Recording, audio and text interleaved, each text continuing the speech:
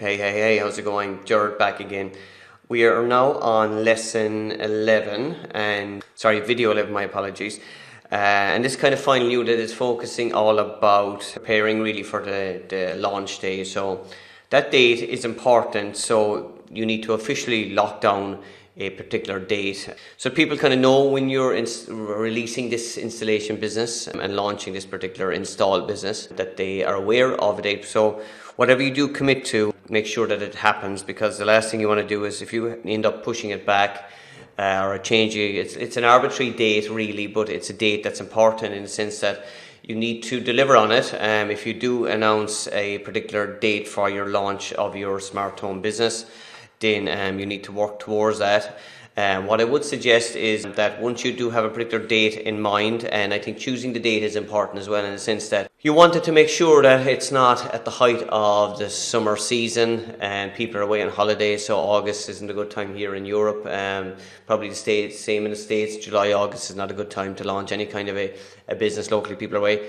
Pre-Christmas mightn't be a bad idea. People might be looking at upgrading their home or buying some gift tokens or whatever for their relatives, or maybe Christmas. So again, it's just an arbitrary date, but it is something that you need to define and work towards now at this particular stage in the evolution of our plan here. And also we need to work on a date and come back and kind of create a kind of a pre-launch marketing plan really, and that's kind of a little bit about what we're going to talk about here in this particular video.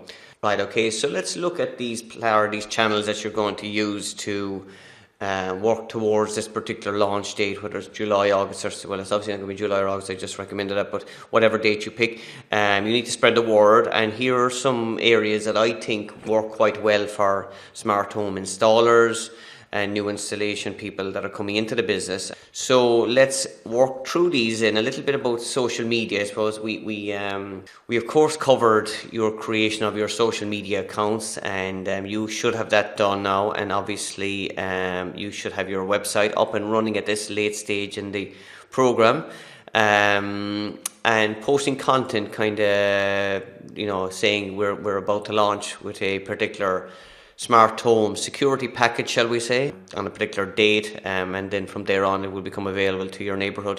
That kind of details would need to be regularly posted on the social media channels and obviously the website. So that's one kind of useful tool.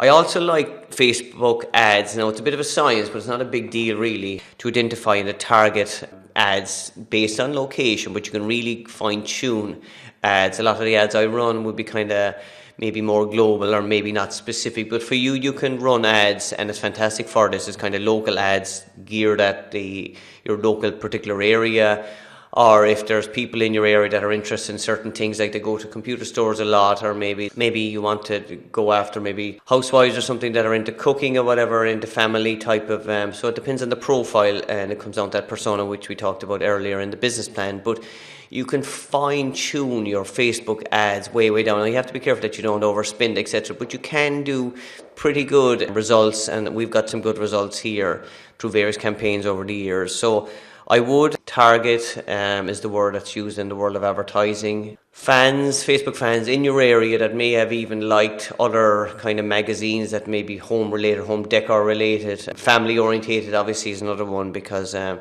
lot of people are not only looking at smart homes now as a kind of a techie thing, but also they're looking at to improve their lifestyle for their family, their safety, security and enjoyment, which is a big mantra at homeminters.com obviously, and it's a policy that we live by. So speaking on the tech stuff as well, if your website should have built up an email list, so you should have some kind of an email list, whether it's 5 or whether it's 10 or 15 or 20, whatever it is, or hundreds maybe at this stage.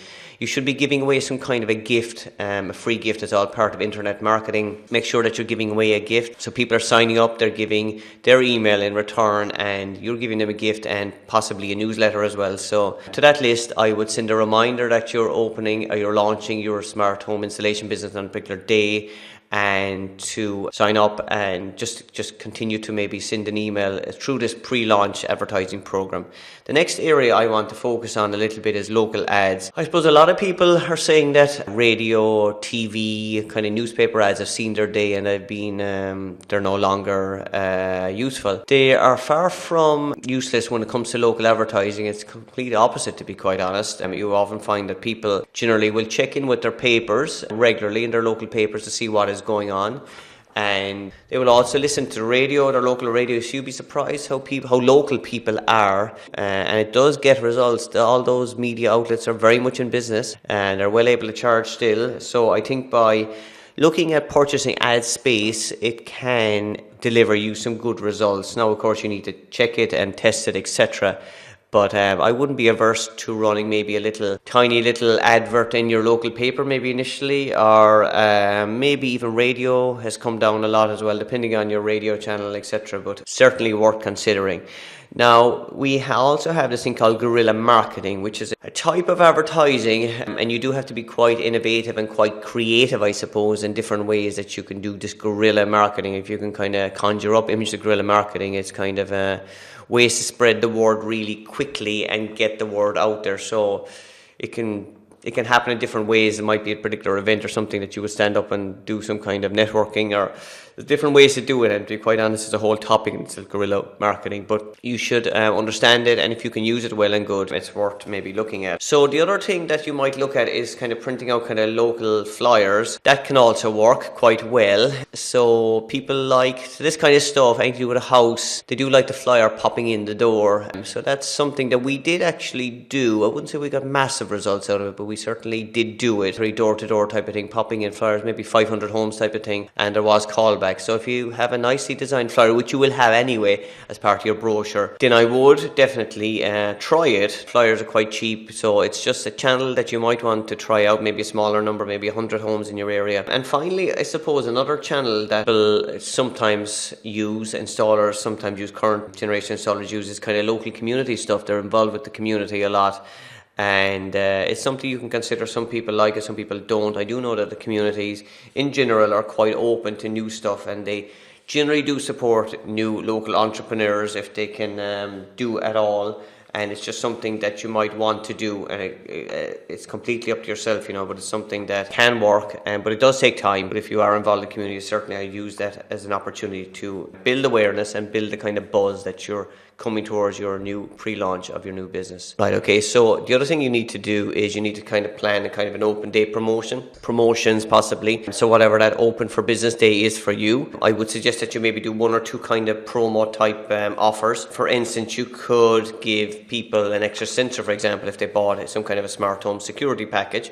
That might be one idea, shall we say. Percentage discount, so you could say, look, I'm going to install 2 IP cameras, one indoor, one outdoor, and the installation charge, there will be 20% reduction on the particular day that you're launching your business. So certainly another way to do it.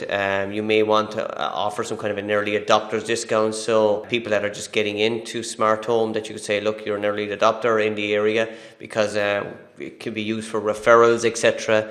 And look, here's free support, we'll say, for 6 months or a year. So it's just something to consider. Right, and the other one that we found quite a success rate is in contests and kind of giveaways. So if you have a contest and people enter it, it kind of generates a buzz around your opening day, and it can be used throughout your business, but it's important. So for instance, you could give away a free indoor IP camera. They're relatively cheap, but people would like that to win, and you'll see that it will build your email list, number one, but number two, it will also help to spread the word and get referrals, etc. So I am going to finish this particular element of this particular video, and in the next final video in our 12-part video series, I am going to include a video about your open for business. So you're literally on the verge of opening your business, and I am going to discuss that in the next video.